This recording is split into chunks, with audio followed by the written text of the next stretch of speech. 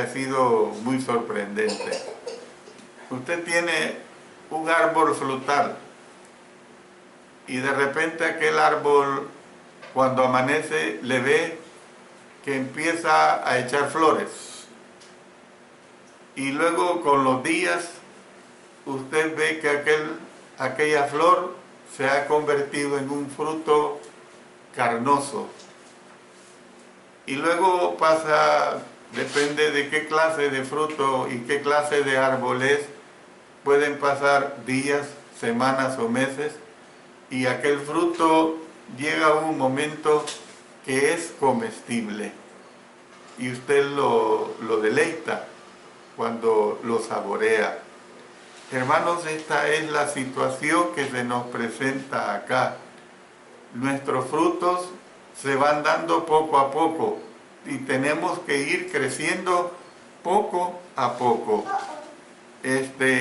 Jesús dijo a sus discípulos: en esto he glorificado mi Padre, en que llevéis mucho fruto y seáis así mis discípulos.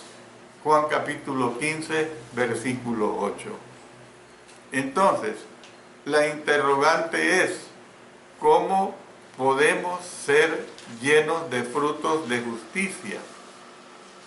El fruto viene por medio de nuestro Señor Jesucristo, hermanos. Si nosotros nos agarramos de Cristo Jesús, vamos a ver esta situación que verdaderamente es una realidad. El esfuerzo personal tiene su parte del mismo modo que se ejerce esfuerzo para producir fruto físico. Pero la fuente final, tanto del fruto físico como el espiritual, es nada menos que el Señor, hermanos. Es el Señor. Entonces, alguien señalaba que un árbol o una vida no hacen mucho ruido mientras producen fruto. Es lo que les acabo de ilustrar hace unos minutos. Usted tiene un árbol y cuando amanece y va al jardín a verlo, aquel fruto está hermoso. O tal vez tiene plantas que dan flores y usted ve aquella planta que de repente le dio una flor hermosa, una flor muy hermosa que deleita su vista y sus sentimientos.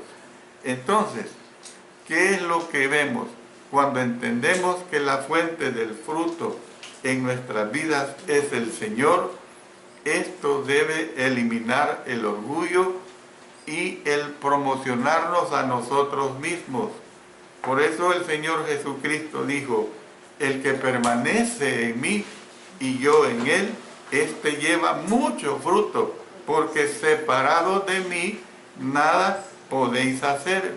Juan capítulo 15, versículo 5. ¿Por qué hemos de ser llenos de este fruto? Debemos serlo para gloria y alabanza de Dios. Esa es la realidad que tenemos que entender. Todo lo que digamos, todo lo que hagamos, debe honrar al Señor. Esa es la realidad, hermanos.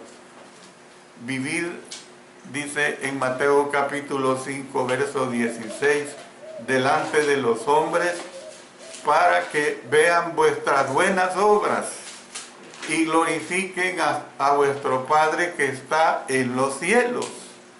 Entonces, al hacer esto, nosotros seremos bendecidos también, porque lo que da gloria a Dios también dignifica al hombre.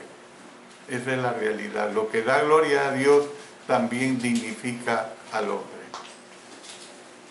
En todo esto, hermanos, hemos visto el entonces, pero lo que vamos a ver en esta pequeña porción es el ahora. ¿Por qué digo el ahora? Tenemos que hacer aplicación personal de los versículos 10 al 13 y que no es difícil. Para enfrentar el futuro con seguridad necesitamos vivir más cerca del Señor. Es decir, más cerca del Señor cada día y darle gloria a Él en todas las cosas.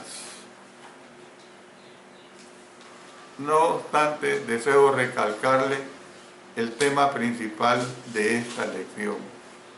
Pablo era feliz en cadenas porque él miraba el futuro con oración a Dios. Y no olvidemos esto, hermanos.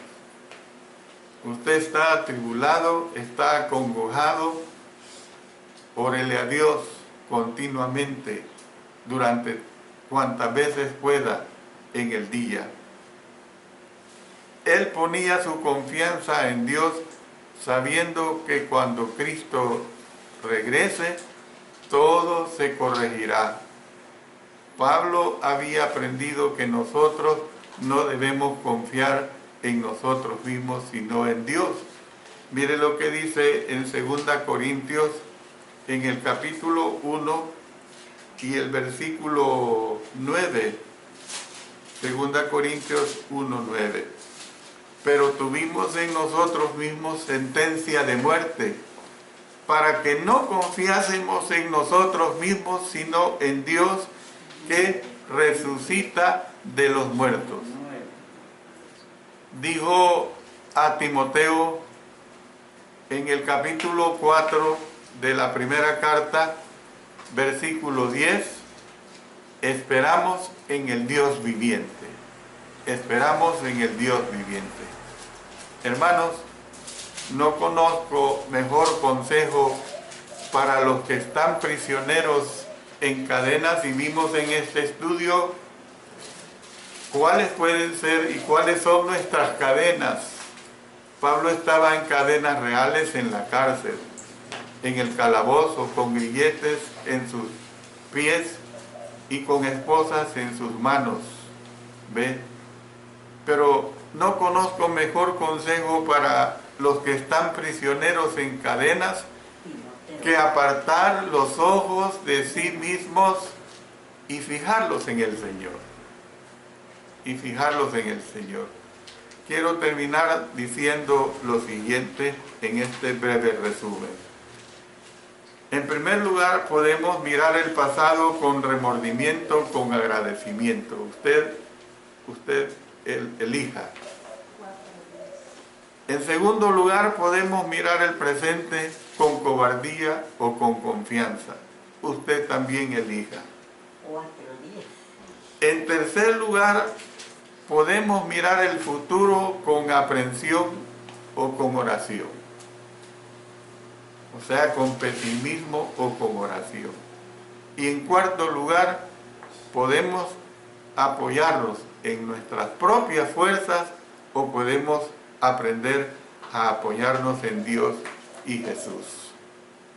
Usted elige qué es lo que quiere, porque tenemos libre albedrío. La primera de cada par de las anteriores opciones que le he mencionado es una fórmula segura para la infelicidad. La segunda es una fórmula segura para la felicidad. Es la fórmula que Dios le da a pesar de las cadenas que nos aten. Esa es la realidad. Dios bendiga su palabra y Dios bendiga a cada uno de ustedes, hermanos, hermanas y hermanos que están en otros países escuchando, a que nos apliquemos esta hermosa lección para sentirle gusto a la vida en Cristo Jesús.